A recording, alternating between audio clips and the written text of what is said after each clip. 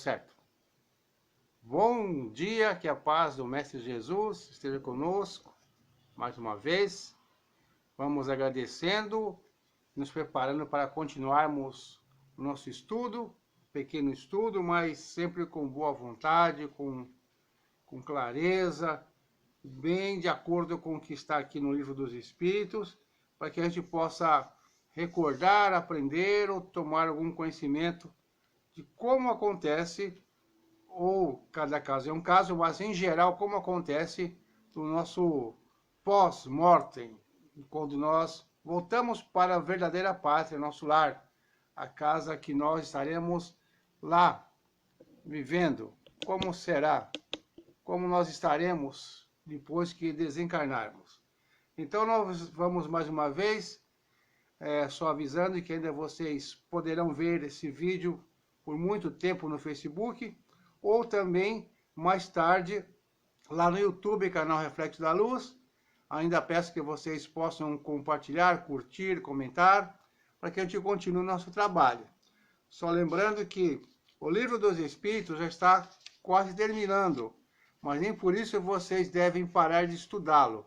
A cada leitura, uma nova interpretação. Procure baixar em PDF, ou então no aplicativo, ou mesmo comprar a versão impressa, para que vocês possam ter mais intimidade, mais proximidade, mais dedicação ao estudo. Então, estamos aqui no livro 4, capítulo 2, Penas e Gozos Futuros. Vamos falar do item 7, duração das penas futuras. Duração das penas futuras, ou seja, os castigos morais, o sofrimento moral que o espírito passa depois do seu desencarne. A questão é 1003. A duração dos sofrimentos do culpado na vida futura é arbitrária ou subordinada a alguma lei? Se dura de qualquer jeito, ou se tem uma subordinação a uma lei? Resposta bem clara. Deus nunca age de maneira caprichosa e tudo no universo é regido por leis que revelam a sua sabedoria e a sua bondade. Ou seja, nada é largado, tudo é certinho de acordo com uma lei divina, preparada para poder regulamentar todas as ações da humanidade, da natureza, enfim, de toda a criação do Pai. A questão 1004. O que determina a duração dos sofrimentos do culpado? Culpado porque ele se achou culpado e reconheceu seu erro. Então pediu, ou automaticamente começou a pagar ali, começou a sofrer. O que determina a duração do sofrimento do culpado? O tempo necessário ao seu melhoramento. O tempo necessário ao seu melhoramento. O estado de sofrimento e de felicidade sendo proporcional ao grau de pureza de espírito. A duração e a natureza dos seus sofrimentos dependem do tempo que ele precisa para se melhorar. Mais uma vez, se ressalta, não dá para barganhar, não dá para enganar, não dá para fazer de conta que ficou bonzinho. Não, o tempo que ele precisa para se melhorar de verdade. Melhorar um pouquinho, sofre menos um pouquinho. Melhorar mais, sofre menos ainda. E esse processo vai de grau em grau, a cada reencarnação, a cada evolução, a cada vida, a cada problema. Ninguém vai se melhorar e ficar assim, um espírito perfeito só em uma encarnação. É um processo lento que requer o esforço de cada um de nós. Continuando a resposta, olha só. À medida que ele progride e que os seus sentimentos se depuram, seus sofrimentos diminuem e se modificam. À medida que ele vai se elevando, quanto mais ele evoluído, menos sofre. Certo? Então, bora fazer um pouquinho para a gente poder evoluir, para sofrer menos. A questão agora, A 1005. Para o espírito sofredor, o tempo parece tão longo ou mais curto do que quando estava encarnado. Parece mais longo. O sono não existe para ele, só para os espíritos que atingiram um certo grau de purificação. O tempo se apaga, por assim dizer, em face do infinito. Ou seja, quando ele começa a sentir-se lá que já está no plano espiritual, o tempo praticamente não vai fazer mais sentido para o espírito. O nosso tempo aqui contado no reloginho da Terra não tem nada mais que faça com que ele tenha essa noção, essa relação com o dia de 24 horas, com o mês de 30 dias, 31 dias, com o ano, e sim uma sensação de infinito. E, exatamente, como o tempo parece mais longo, o sono não existe para ele. É complicado, né? Por isso que a gente tem que procurar estudar um pouquinho mais a cada vez que passa, mais estudar para poder ter menos dúvida, tanto agora quanto depois. A questão 1006. A duração dos sofrimentos do espírito pode ser eterna? Se a duração do sofrimento do espírito pode ser eterna, olha só, sem dúvida, se ele fosse eternamente mau, ou seja, se jamais tivesse de se arrepender, nem de se melhorar, então sofreria eternamente. Mas Deus não criou seres eternamente voltados para o mal. Então Deus não criou o famoso, o vermelhinho, o tintinho. Não, Deus não criou ninguém para ser devotado eternamente para o mal. São escolhas, são períodos que podem demorar muitos milênios, mas são temporários. Quer dizer que então sempre tem um capetinha novo assumindo o posto e outro vai se melhorando? Mais ou menos por aí. Um vai se arrependendo, vai se melhorando, e vai subindo outro que está malzinho ainda, assumir o poder e assim vai. É uma eleição danada, né? A política lá também impera. Ele tá cheio de candidato lá a ser capetinha. Que vai daqui, é claro. Ficar quieto para não ser processado. No finalzinho é ser processado, e na questão 1006, ser processado por falar besteira? Aí não, né? Então, se eles tivessem que ser maus eternamente, aí sim seriam penas eternas. Olha só, então, voltando aqui, Deus não criou seres eternamente votados ao mal. Criou-os apenas simples e ignorantes, e todos devem progredir num tempo mais ou menos longo, de acordo com a própria vontade. Essa pode ser mais ou menos retardada, assim como há crianças mais ou menos precoces. Mais cedo ou tarde, ela se manifesta por uma irresistível necessidade que o espírito sente em sair da sua inferioridade e ser feliz.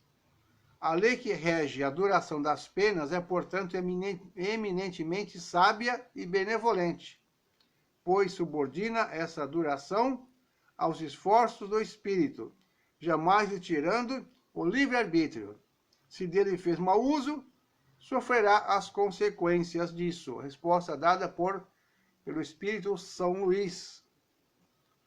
Questão 1007. Questão 1007. Há espíritos que jamais se arrependem? Há espíritos cujo arrependimento é tardio, mas pretender que jamais se melhorem seria negar a lei do progresso e dizer que a criança não pode tornar-se adulto. Mais uma vez, São Luís respondendo, ou seja, por mais que demore, por mais que seja assim aparentemente eterno, haverá sim um arrependimento. Só que não podemos acreditar que isso jamais vai acontecer, pois se nós acreditássemos que jamais se arrependessem, eles estariam eternamente no mal e estariam sofrendo eternamente, o que não condiz com a lei divina, nem com a misericórdia, nem com a benevolência que Deus tem para toda a sua criação. Questão 1008. A duração das penas depende sempre da vontade do Espírito, não existindo as que lhes são impostas por um tempo determinado? Essa pergunta diz que se todas as penas elas vão se extinguir pela vontade do Espírito, ou se existem algumas penas que são impostas para ele, como se fosse uma punição ou um castigo. Vamos entender aqui melhor o que diz na questão 1008. Sim, há penas que lhe podem ser impostas por determinado tempo, mas Deus, que não desejava senão o bem de suas criaturas, aceita sempre o arrependimento e o desejo de se melhorar. Nunca é estéril. Aí a gente fica pensando assim, mas Deus não castiga. E agora? Vamos pensar um pouquinho. Existem casos em que o livre-arbítrio é usado de uma maneira assim, tão sem responsabilidade por tanto tempo, que às vezes é necessário ser tirado momentaneamente o livre-arbítrio. E você sem livre-arbítrio, não conseguindo fazer o que você quer, você já está sendo automaticamente castigado. Porque você não tem mais escolha, porque você acabou fazendo abuso, um mau uso do seu livre-arbítrio, cometendo faltas gravíssimas, uma atrás da outra, sem intenção de parar.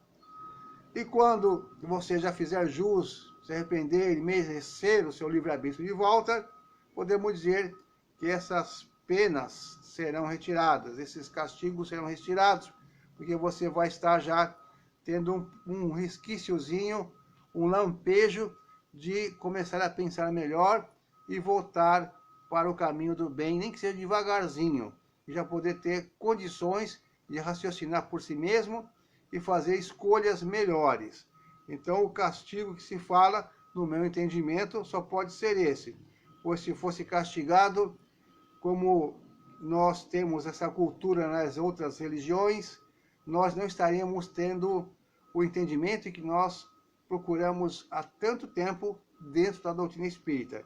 Se Deus castiga, então não há espiritismo. Deus nos mostra a necessidade da reparação e nós precisamos escolher, às vezes, algum tipo de dificuldade que são confundidas com castigos, mas que nós passaremos por provas ou expiações. E quando a gente não tem jeito assim, tão imediato, demora muito, nosso livre-arbítrio é temporariamente cassado, e isso para nós se torna um castigo. E o arrependimento, o desejo de se melhorar, sempre vai ser levado em conta. Agora nós temos aqui a questão 1009, que nós vamos dar uma pensada aqui, porque são comentários sobre um assunto que a pergunta, né? São respostas que foram dadas em comentários, uma por Santo Agostinho, uma por Lamennais, outra por Platão, outra que Paulo, o apóstolo, e depois o comentário de Kardec. Então, eu acho mais prudente para nós ficarmos por aqui nesse vídeo, e no próximo nós fazemos esses comentários, que vai dar praticamente uns 15 a 20 minutos, e vamos fazer então o fechamento no próximo vídeo com a questão 1008, a questão 1009. 1009, falando da duração das penas futuras, e o comentário de alguns espíritos aqui, e no final o comentário de Kardec sobre esse tema.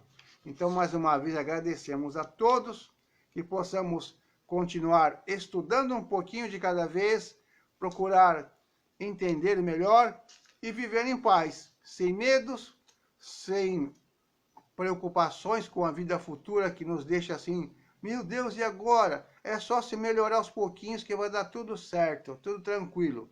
Nada acontece fora do nosso merecimento e fora de nossas escolhas. Portanto, tenhamos tranquilidade, paciência, perseverança e muito amor para conseguirmos continuar a nossa jornada no plano físico.